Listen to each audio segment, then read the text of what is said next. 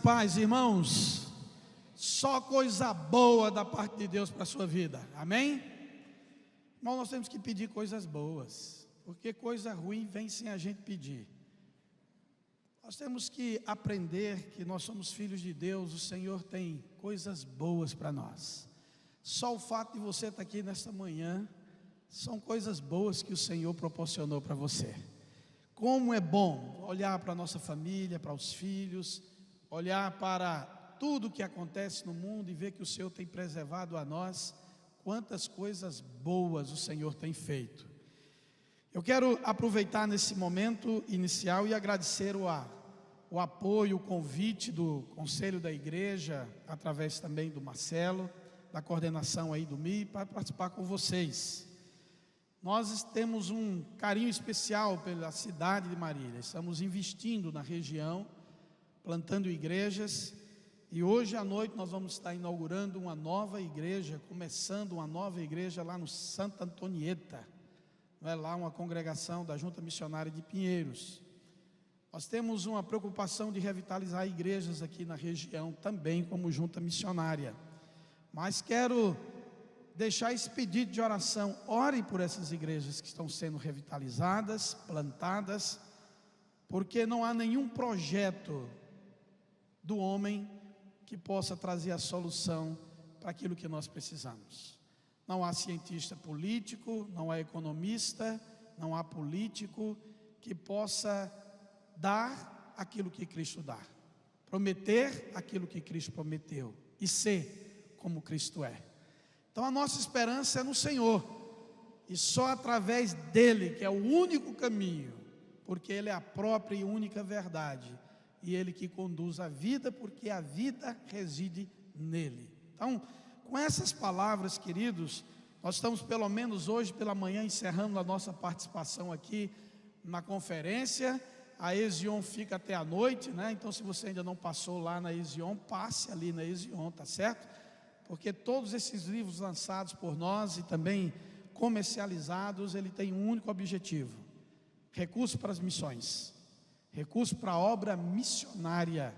E nós temos uma grande luta, nós temos 135 missionários que precisam da fidelidade da Igreja de Pinheiros para a subsistência de cada um deles. Então nós oramos ao Senhor. Então antes de pedir dinheiro, eu peço joelho, depois do joelho eu peço dinheiro também, sem problema nenhum, tá bom? Vamos ficar em pé nesse instante. Eu quero meditar com vocês hoje sobre o tema a Igreja de Cristo e os recursos para missões. Dá para repetir comigo? A Igreja de Cristo e os recursos para as missões. Se a missão é Cristo, a sua igreja é missionária. Não pode haver essa desconexão. A conexão é, se a igreja é de Cristo, ela é missionária, porque Cristo é a missão da igreja. Então vamos falar com Deus e logo em seguida abrir o texto lá de Atos capítulo 13. Pai de amor, de misericórdia, a tua palavra agora está sendo aberta mais uma vez para ser lida neste ato de culto. E agora, Senhor, do alto céu, que a sublime doutrina da iluminação invada a mente e o coração de cada pessoa aqui presente no templo, e também que acompanham pelas mídias, plataformas sociais desta igreja. Ó Pai, fala a nós, nos revira por dentro se necessário for, Senhor, corrija os nossos passos, endireita as nossas veredas, para que possamos agradar o Senhor e cumprir o propósito missionário da tua igreja. Fala, Senhor, nós suplicamos em nome de Jesus, amém. Atos 13 fala sobre a igreja de Antioquia, e essa igreja é uma igreja modelo, por ser uma igreja que entendeu bem o propósito missionário e da aplicabilidade da grande comissão. Então diz assim, Atos 13, podemos até ler juntos até o versículo número 4, Atos 13, de 1 a 4, diz assim a palavra de Deus: havia na igreja de Antioquia profetas e mestres, Barnabé, Simeão por sobrenome, Níger, Lúcio de Cirene, Manaim, Colasso de Herodes, o Tetrarca e Saulo. E servindo eles ao Senhor e jejuando, disse o Espírito Santo: separai-me agora Barnabé e Saulo para a obra que os tenho chamado. Então, jejuando e orando, impondo sobre ele as mãos, os despediram. Enviados, pois, pelo Espírito Santo, desceram a Seleucia e dali navegaram para Chipre. Podeis sentar, irmãos. A igreja de Antioquia, uma igreja que nasce num cenário improvável. Se nós esperarmos o cenário mudar a favor da igreja, para que a igreja se sinta confortável para fazer o seu papel missionário, nós vamos minguar, nós vamos envelhecer e nós vamos morrer. Em nenhum lugar da história do povo de Deus, nem dos movimentos reformadores e nem nos movimentos de avivamento na história, o cenário era favorável. O cenário é e sempre será desfavorável para a igreja. Por isso eu quero iniciar dizendo para você, meu querido irmão e irmã, não desespere com o cenário que nós estamos vivendo no nosso país. O nosso Messias é único. O nosso Messias é verdadeiro, o nosso Messias está no controle, é o Rei dos Reis, que ruja o leão.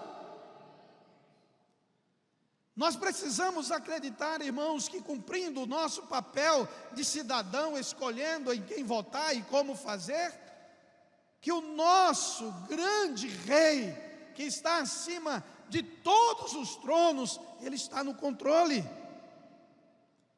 A igreja precisa entender que nunca haverá um cenário favorável à igreja. O Senhor, tudo que Ele cria e tudo que Ele produz para que o homem crie, é para benefício da igreja. Eu falei isso aqui ontem, a respeito das estradas. Para a grande comissão era necessário que continentes, países, aldeias fossem alcançadas, e as estradas foram abertas. Motivadas muitas vezes por conquista, por guerra, por orgulho humano, mas Deus está no controle, e através das estradas, o Evangelho chegou até a nossa nação.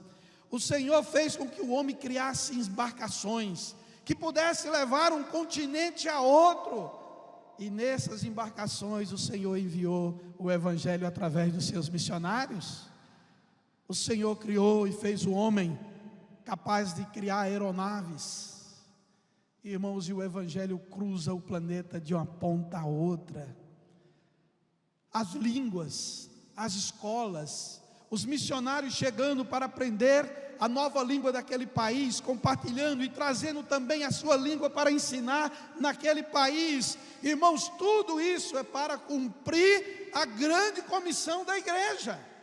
O homem pode bater no peito, o homem pode se encher de orgulho dos seus feitos, mas o homem é criatura de Deus. Deus está no controle. A igreja de Antioquia, ela nasce num cenário de grande perseguição. Quando você volta ao capítulo 11, deixe sua Bíblia aberta, participe das leituras. O versículo 19 diz assim: então os que foram dispersos por causa da tribulação que sobreveio a Estevão, se espalharam até a Fenícia, Chipre e Antioquia, anunciando a ninguém a palavra, senão somente aos judeus. O momento era um momento de crise, a perseguição, o apedrejamento, a morte de um diácono, de um oficial da igreja, a violência contra os cristãos, a perseguição por todos aqueles que professavam o Nazareno como Senhor, Salvador de suas vidas, uma afronta para o clero judaico, mas também para as autoridades romanas. Mas a igreja se espalhou, e o grupo foi para determinadas regiões. Se você for calcular depois o início da primeira viagem, que começa no versículo 4, 5 em diante, você vê que essas pessoas foram alcançadas lá na frente por uma ação de uma igreja local, a igreja de Antioquia. Mas ela nasceu por uma desobediência. Mesmo o cenário sendo desfavorável, mesmo a orientação, olha, só fale aos judeus, judeus convertidos, só falem a eles. Versículo 20 diz: algum deles, porém, que eram de Chipre e de Cirene, que foram até Antioquia, falavam também aos gentios, anunciando-lhes o evangelho do Senhor Jesus Cristo. Irmãos, a igreja, ela cumpre a missão, porque como nós vimos na sexta-feira, a natureza missionária da igreja de Cristo. É natural para a igreja comunicar, nós não podemos nos calar, nós não podemos deixar de testemunhar. Nós ouvimos no cântico que nós exalamos o perfume de Cristo. É impossível uma pessoa que botou perfume entrar num ambiente e as pessoas não sentirem. Tem gente que até exagera. Você chega perto dela, os olhos ficam lacrimejando, e não é de emoção, é da alergia que dá aquele negócio. Mas nós não podemos esconder, nós somos sal, nós somos luz. A igreja de Cristo precisa entender que não haverá um cenário favorável a ela nunca. Por isso que João, amado pastor da igreja de Éfeso, ele aconselha as suas ovelhas dizendo: o mundo vos odeia. Fica tranquilo, meu. O mundo está odiando você porque você está fazendo a coisa certa. Mas se o mundo bater palma para você, cuidado, você deve estar fazendo as coisas erradas. Quando nós olhamos para isso, nós vemos que a igreja de Antioquia nasce, irmãos. E diante dessa igreja que nasce num cenário totalmente desfavorável, nós podemos ver aqui os 3 recursos que Deus dá à sua igreja, a igreja de Cristo, para ela cumprir a missão. O primeiro recurso, irmãos, são os recursos espirituais. Não falta a igreja, quando a igreja pede, recebe. Batei, batei. Batei, batei. Irmãos, nós temos gente que nem está mais batendo.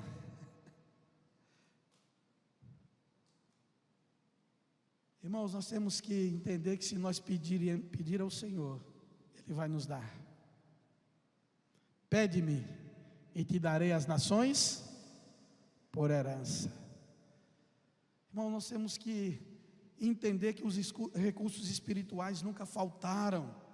E na igreja de Antioquia, ela exercitava a sua vida espiritual. Olha o verso 2, diz assim: e servindo eles, ou seja, a igreja ao Senhor, e jejuando, disse o Espírito Santo: separai-me agora Barnabé e Saulo para a obra que os tenho chamado. No versículo 3, novamente exercícios espirituais.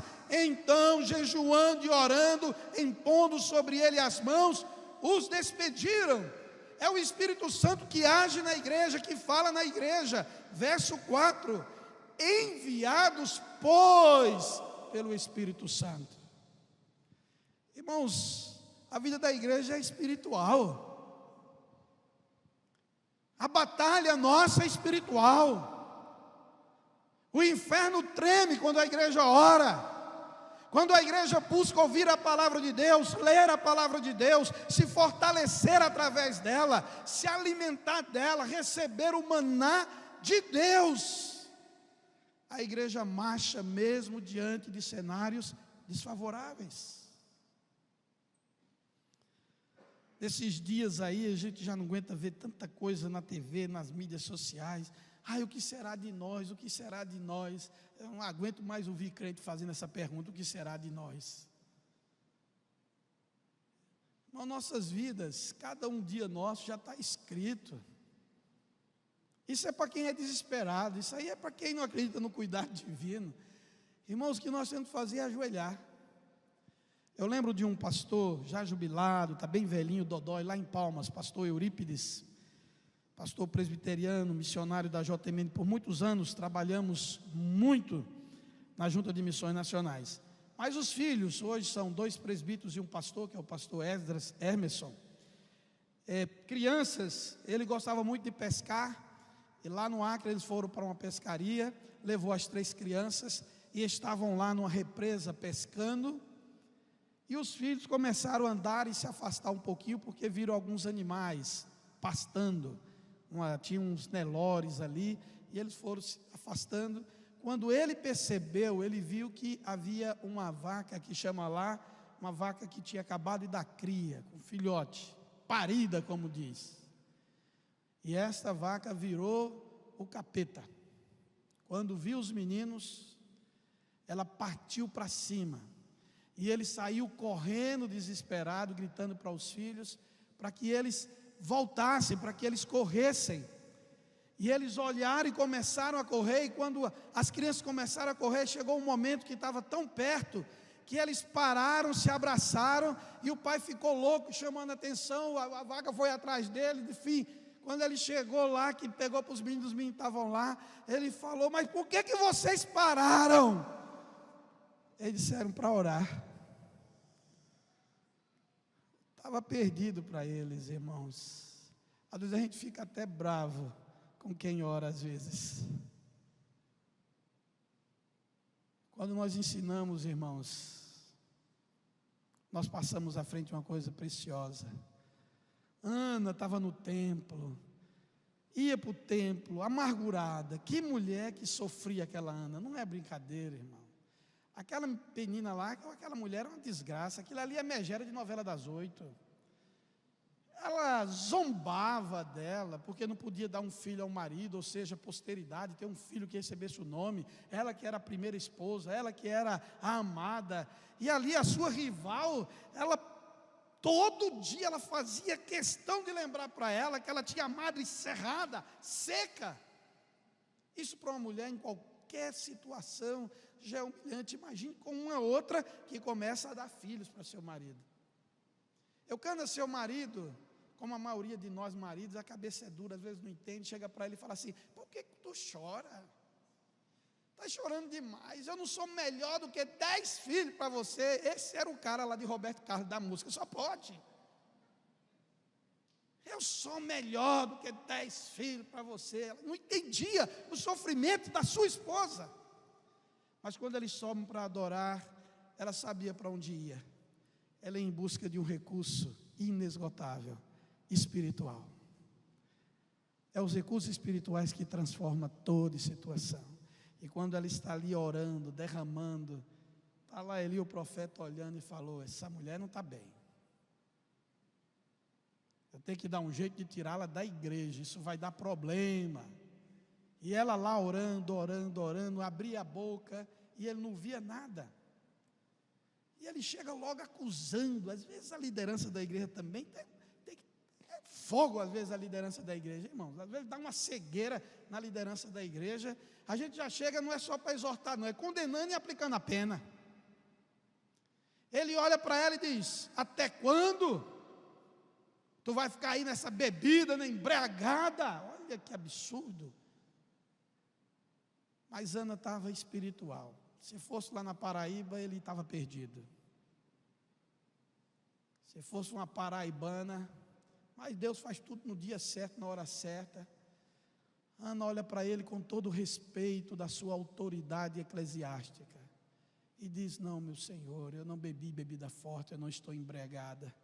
Eu estou aqui abrindo e derramando o meu coração, minha alma, diante do Senhor.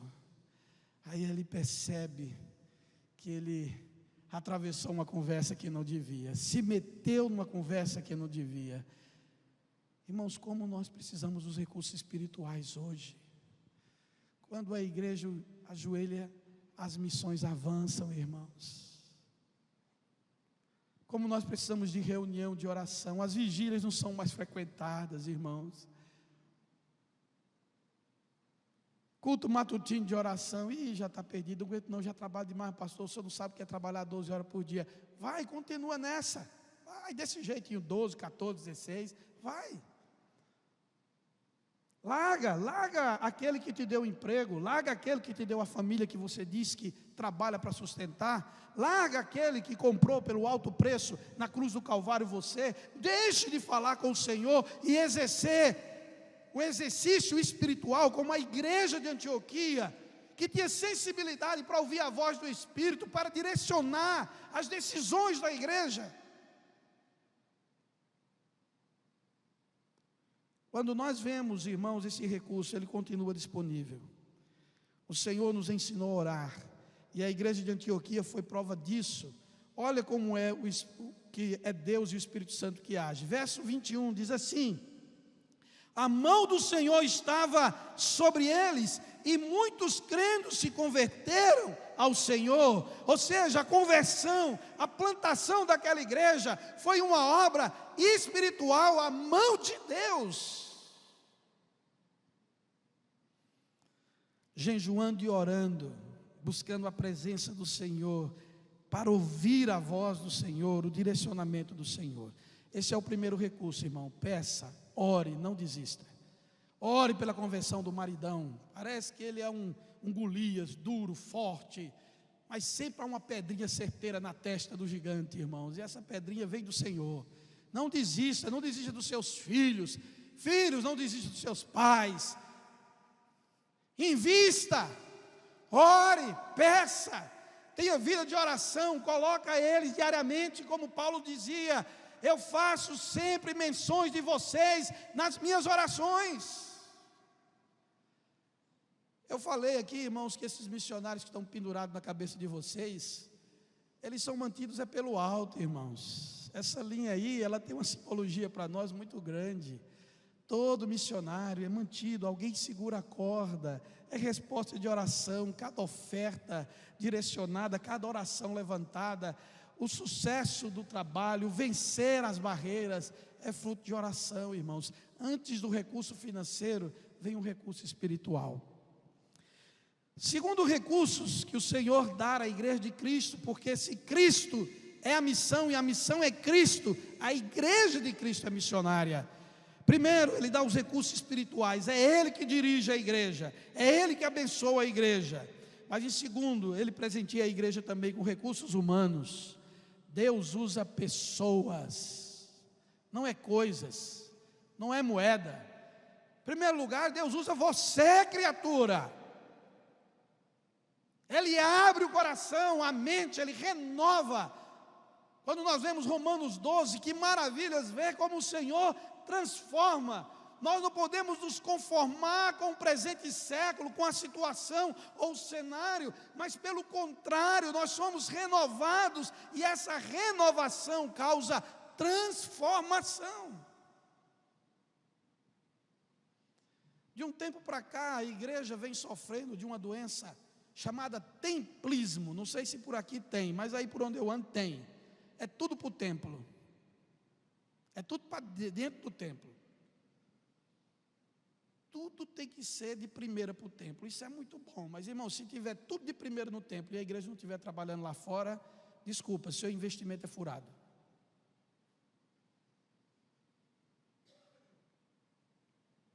O nosso investimento prioritário, irmãos, é vidas. Deus usa vidas para alcançar vidas.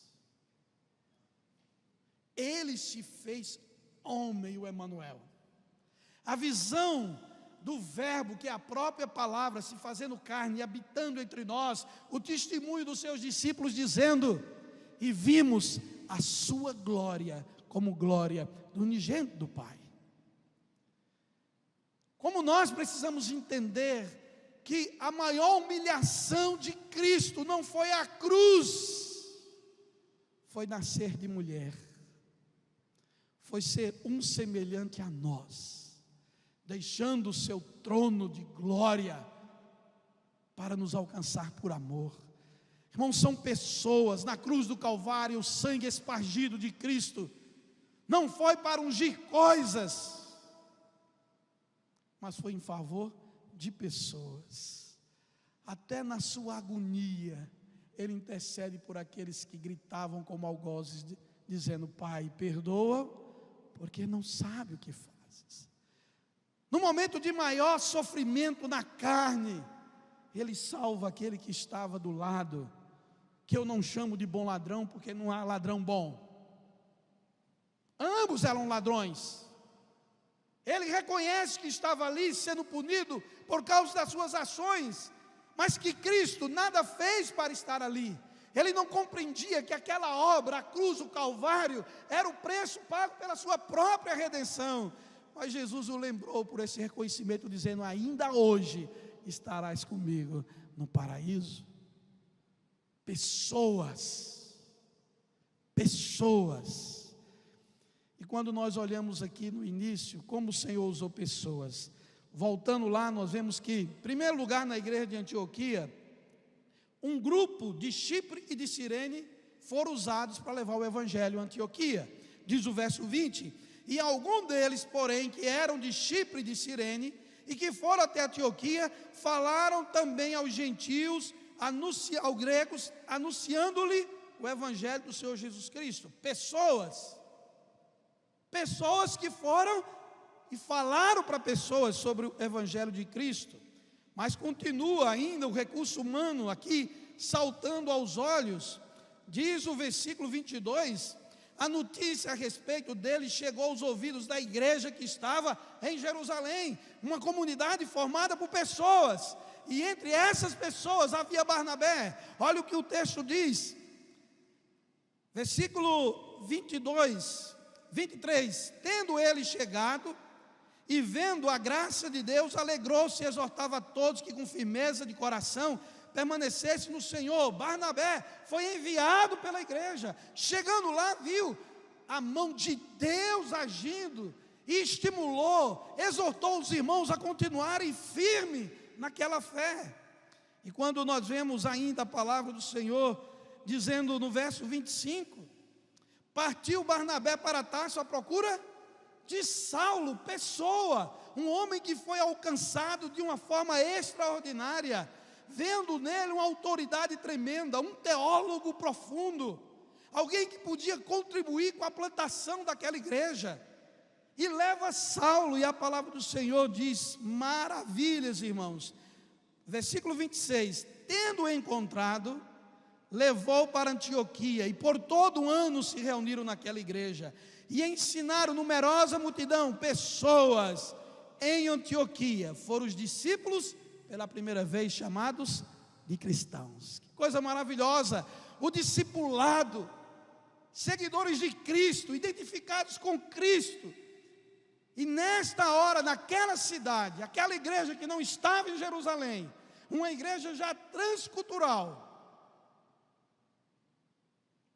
foram os crentes chamados pela primeira vez de cristãos. Pessoas, Deus usa pessoas.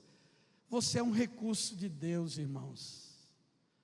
Você pode dizer isso para você? Eu sou um recurso de Deus. Irmão, nem você está ouvindo isso, pelo amor de Deus. A gente tem que dizer isso, é para o capeta ouvir que você é um recurso de Deus. Ele está aí no teu ouvido sempre dizendo que você não faz nada, tentando te estimular a não fazer nada, que não vale a pena fazer nada, deixa do jeito que está. Eu vou lá na igreja no domingo, pronto, dou meu dízimo, acabou. Isso é conversa de Satanás. Se você acha que é o anjo do Senhor que está falando um negócio desse, diz assim para ele: arreda-te, Satanás. Arreda-te, Satanás. Nós somos a igreja militante, não dá para descansar e nem baixar a guarda. Você é um recurso de Deus. Diga isso firmemente, meu querido, no seu coração. Eu sou um recurso de Deus. Vamos lá, só a igreja. Louvado seja Deus. Você já imaginou quantos recursos essa igreja tem para cumprir sua missão aqui? No seu prédio, no seu condomínio, no seu trabalho, nas suas mídias sociais, no seu círculo de amizade. Você é um recurso de Deus. Agora você vai dizer isso para teu irmão que está do lado. Diga: você é um recurso de Deus. Isso, irmãos. Foi isso que o Senhor, quando você vai para Isaías, irmãos, hoje você vê exatamente isso. Isaías entendeu a visão do alto e sublime trono. Ele entendeu que agora foi purificado. Ele entendeu que ele era um recurso de Deus, e ele diz: eis-me aqui, envia-me a mim. Essa foi a pergunta de Jesus: a quem enviarei? E quem há de ir por nós? Ô igreja do Senhor, a missão às vezes está do outro lado da tua calçada, ou do lado da tua mesa no escritório que você trabalha, ou na frente dela quando você recebe um cliente.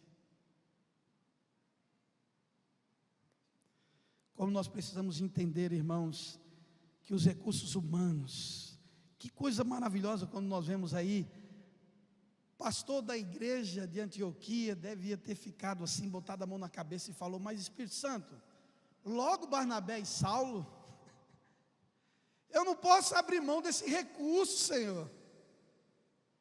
Esses homens foram fundamental para plantar essa igreja, e o Senhor pede logo: o Senhor quer quebrar minhas pernas aqui na obra, Senhor?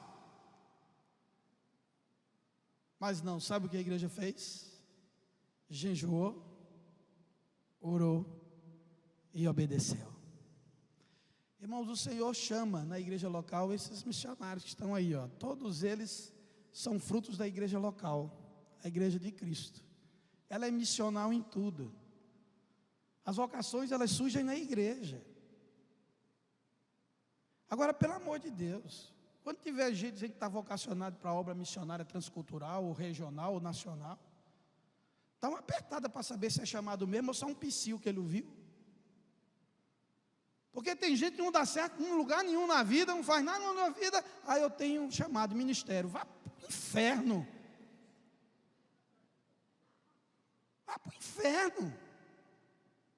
Para a obra, o Senhor chama recursos preciosos, valentes, corajosos, dependentes. Que mandar, ó, esse menino está dando trabalho aqui na igreja, é melhor mandar para o seminário. Isso é coisa de Satanás, irmãos. Cuida desse menino, exorta esse menino, corrige, disciplina. Ah, mas não pode apertar não, porque o pai é presbítero, o avô é pastor. Ô irmão, isso é coisa de Satanás.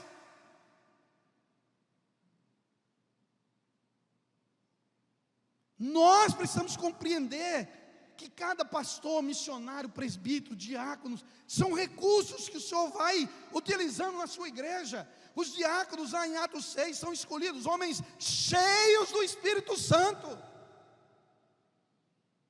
Ah, pastor, mas qualquer um pode ser diácono só para ficar na porta, ou diaconiza para fazer.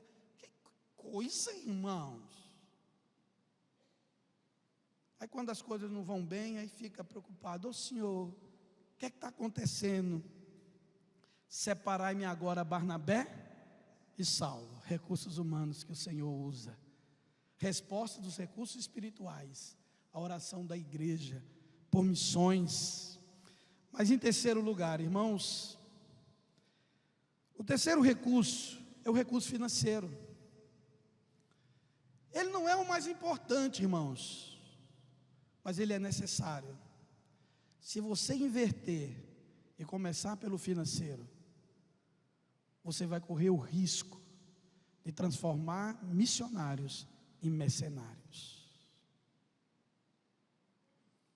Em primeiro lugar é a vocação. Vem de Deus, é espiritual, é interna, reconhecimento externo. É de Deus. O segundo recurso, irmãos, que é o recurso humano, é o reconhecer que foi alcançado, que foi atraído, como o canto que nós cantamos aqui, que agora ele passa a exalar um perfume que não é mais o perfume dele. Ele agora é uma carta viva. Quem olha para ele precisa compreender as verdades do Evangelho. Ele é um luzeiro, à noite mais escura, ele não passa despercebido. Irmãos, nós precisamos compreender a dimensão de um recurso humano do Senhor, mas também entender que essas pessoas precisam do sustento financeiro. A obra missionária, mais bem-aventurado é dar do que receber. Ô irmãos, seja empreendedor missionário. Além de ser dizimista fiel, porque ainda tem gente aí, tem crente, tem uma teologia furada. Ah, porque o dízimo era da lei. Irmãos, quem não dá o dízimo está fora da lei. E se você não gostou do que eu estou dizendo aqui ou em casa, não tem problema não. Eu te espero lá fora. Agora eu vou te dizer uma coisa: eu corro muito. Mas o que nós precisamos compreender, irmãos, que se eu, na mordomia, entendendo que o Senhor é dono de tudo, eu fui alcançado pela graça, pela obra missionária que me alcançou, e eu sou incapaz de reconhecer o Senhor para manter a obra, ser fiel, devolver a obra missionária, os 10%, irmãos, que mau testemunho eu estou dando. Eu estou dizendo para Deus simplesmente: eu não dependo de você. Você sabe por que tem muita gente que não consegue dar o dízimo? Porque começa botando o dízimo no último lugar da lista, em vez de primeiro. Coisa tão fácil de resolver, né? Coloque ele no lugar dele. Lembre-se que os 99 é ele que te dá. O dízimo tem que ser o primeiro, por isso que nós chamamos de primícias. Está entendendo? Se não estiver entendendo, eu desenho. Não tem problema não. Mas, irmãos, quantas pessoas deixam de ser abençoadas? Quando nós tratamos com um projeto de revitalização de igrejas, uma das áreas que causou aquela igreja ter tanto problema que precisa ser restaurada é a mordomia. É porque os irmãos daquela igreja perderam o sentido da mordomia. E não é a mordomia só do dinheiro, é a mordomia da vida. Nós somos de Deus. A nossa mordomia tem que partir dessa cosmovisão cristã. Eu não vivo para mim mesmo. Esse é o grande problema.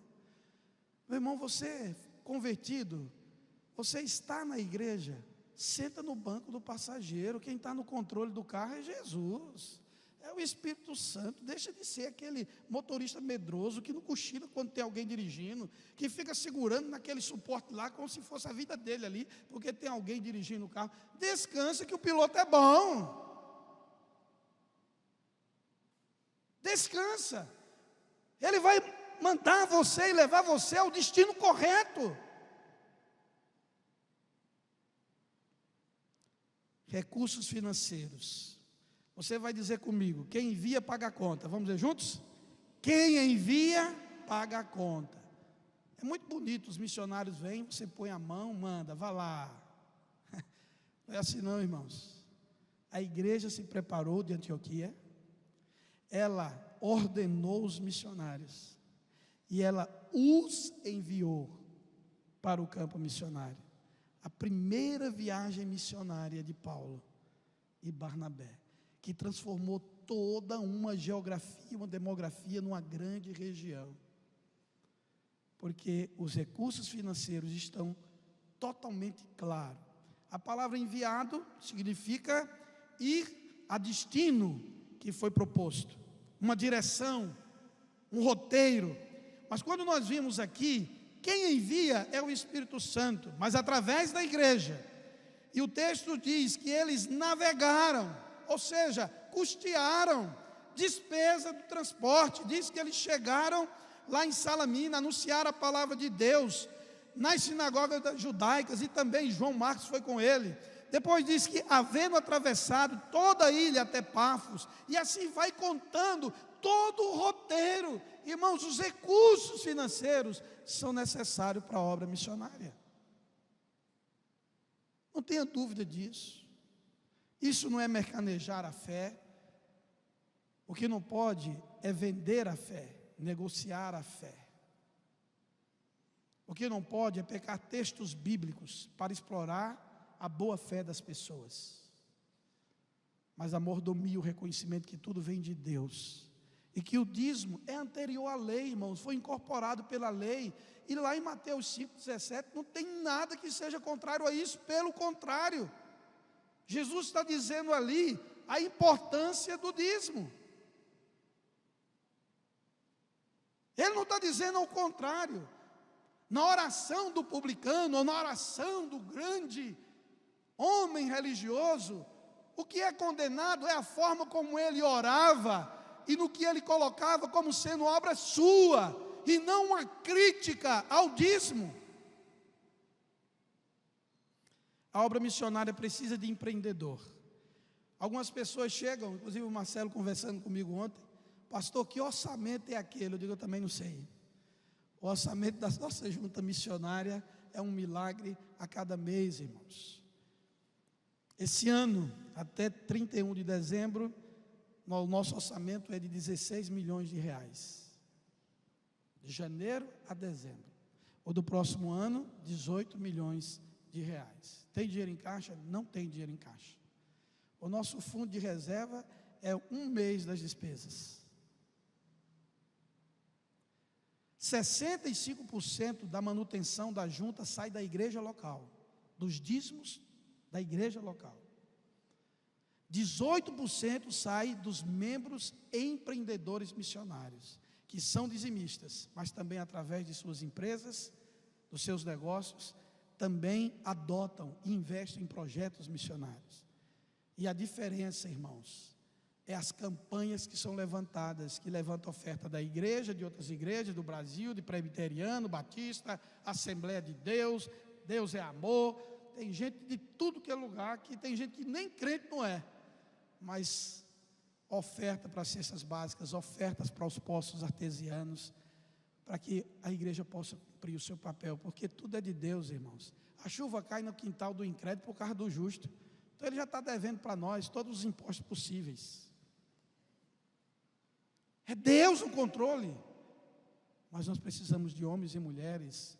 Nós temos jovens irmãos, executivos, comprometidos com a obra missionária, que já chega para a junta e fala assim: pastor, nós vamos manter o dízimo para a igreja, mas vamos manter também 10% para cooperar com os projetos missionários lá no Piauí, ou lá na Paraíba, ou lá na Bahia, ou lá na África, porque nós temos que criar uma cultura de sermos uma igreja missionária. Sabe por quê, irmãos? Porque os recursos vêm de Deus. Cristo é a missão e a missão é Cristo. Se Cristo é a missão, a grande comissão é possível. E quando nós vemos a maravilha desta igreja, como o Senhor abençoou a igreja de Antioquia, como ela tornou-se uma ponte maravilhosa de missões transculturais a partir do seu nascedouro. Não espere as coisas melhorar. Você com certeza atendeu aqui o apelo do Mi aqui, que até brinquei aqui, né? O Mi mima missionário, né? Você pegou, meu irmão? Acredite, se você não pegou ainda, meu irmão, você tem uma condição aqui, faz isso ainda hoje. Os missionários vai ver esse recurso multiplicado, porque eles vêm de Deus. Eles vêm de Deus. Que Deus nos ajude nessa conferência, na história dessa igreja, em todos os projetos missionários que essa igreja tem, de plantação, de revitalização, na área da educação, na área de recuperação de vidas.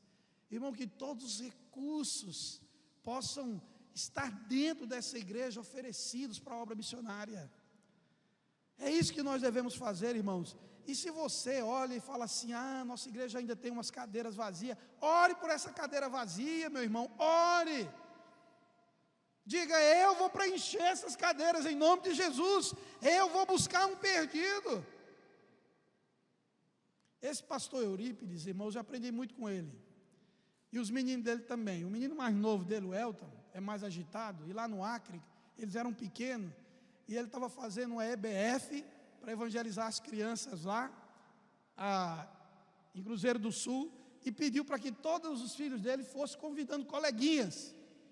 E o mais novo, na hora que começou, o mais novo vinha puxando o menino, que já tinha perdido a sandália, estava chorando, e ele trouxe, e o pai falou: Elton, o que é isso, Elton? Ele disse: ele não queria vir. Irmãos, são coisas maravilhosas quando nós entendemos. Ele não queria vir, eu trouxe. A sandalinha já ficou para trás. Não é assim, meu filho. Mas, irmãos, tem cheio de gente que está pendurado na árvore como Zaqueu. Tem gente, e eu torno a dizer, quando alguém diz: eu não quero Cristo, eu não quero nada com igreja, ele está dizendo: eu estou desesperado por Jesus. Ele só não sabe, querido. Ore a Deus. Pastor, eu não aguento mais meu colega, vou falar de Jesus. Ele diz que não quer nada com Jesus. Veja na legenda, meu filho, a legenda está dizendo assim: pecador miserável, eu preciso, vou indo para o inferno, tem misericórdia de mim. A legenda está passando. Que Deus nos ajude. Vamos colocar em pé nesse instante, vamos orar. Eu queria convidar os pastores que estão aqui da igreja. Posso orar por vocês, irmão? Os pastores que estão aqui, Os presbíteros também podem vir. Diz que pastor e presbítero é tudo igual, né? Bom, então.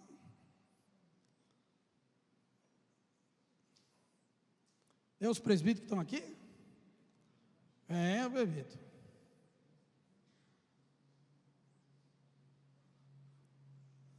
Isso. Ô igreja, estenda suas mãos sobre a liderança. Peço que eles sejam recursos de Deus para o crescimento dessa igreja. Peça para que eles sejam homens tementes a Deus, mulheres tementes a Deus na liderança da igreja. Peça que ao eles abrirem a boca, orientar o rebanho, é para a obra missionária, é para o crescimento da igreja. Vamos orar nesse instante. Pai querido, Pai de misericórdia, nos colocamos agora e clamamos: Senhor, usa-nos, aonde o Senhor tem nos colocado. Usa-nos, Senhor, no rebanho da primeira igreja independente aqui de Marília. Ó Pai, abençoa ricamente a liderança dessa igreja. Dai visão, Senhor, de fato, para que eles enxerguem os teus recursos disponíveis aqui no meio das ovelhas, para que tudo possa, Senhor, de forma, numa sinergia abençoada, transformar em crescimento espiritual, crescimento financeiro, crescimento numérico. Ó Pai, abençoa o conselho missionário. Ó Pai, abençoa para que eles continuem sensíveis à voz, à visão do Senhor. Que cada projeto abraçado, os recursos sejam disponibilizados. Te agradeço, ó Pai, pela história dessa igreja, de todas as igrejas cristãs comprometidas com a Tua palavra nessa cidade. Que cada uma delas seja uma porta aberta para a salvação. Cada uma delas seja uma agência missionária para o Teu reino. Guarda, Senhor, todos nós, debaixo da Tua graça. Se veio alguém a este culto da manhã abatido, entristecido, decepcionado, renova-lhes as forças, restaura a comunhão, Senhor, desperta espiritualmente, devolve o vigor de Caleb aos seus corações para a batalha. Nós oramos, agradecidos como igreja. Senhor, a geração somos nós, a igreja do presente somos nós, Senhor, que possamos marchar firmemente no cumprimento da missão. Eu oro agradecido, no mérito único de Cristo e na ação do Teu Santo Espírito, hoje e sempre. Amém, amém. O Senhor nos abençoe. Obrigado. Vamos também mais uma vez orar pelo pastor Mariano, agradecer a Deus, pastor, pela sua presença. Obrigado pelo carinho, né, por essa simpatia toda com a gente, né? E a gente se sente parte da mesma família mesmo, né? Que o Senhor nos abençoe. Eu convido você a estender sua mão para cá também. Senhor, o Senhor conhece cada detalhe do coração do Teu servo. O Senhor conhece, Pai, os anseios, os desejos mais profundos, Deus. E o Senhor conhece especialmente, Pai, tudo aquilo que tem, Deus, aquecido o coração do Teu servo com relação à expansão, Pai, do Teu Evangelho, às missões no nosso país e fora do nosso país. Que o Senhor o abençoe. Que o Senhor derrame sobre ele da Tua graça na liderança desse grupo, Pai, que está tão focado e tão bem aventurado em realizar tudo aquilo que tem realizado. Pai, que o Senhor o capacite a cada dia, dê sabedoria, Pai, entendimento, dê, Pai, estratégias, dê visão. E Deus, e com isso alcança também a sua família, cada detalhe da sua família, protege, Deus, a sua família. Cuida, Pai, do coração da sua família. Cuida, Pai, da estabilidade emocional, da estabilidade física, Pai, de toda a sua família. Pai, que o Senhor abençoe a igreja presbiteriana de Pinheiros. Que o Senhor, Pai, continue dando recursos a esta igreja. Abençoa cada líder, Pai, cada pastor, cada presbítero. Abençoa, Pai, cada conselho que ali se reúne para fazer a Tua obra. Que o Senhor continue, Pai, manifestando a Tua graça, a Tua misericórdia por meio desses irmãos. Em nome de Jesus e para a glória de Jesus. Amém. Vamos aplaudir o Senhor pela vida do pastor.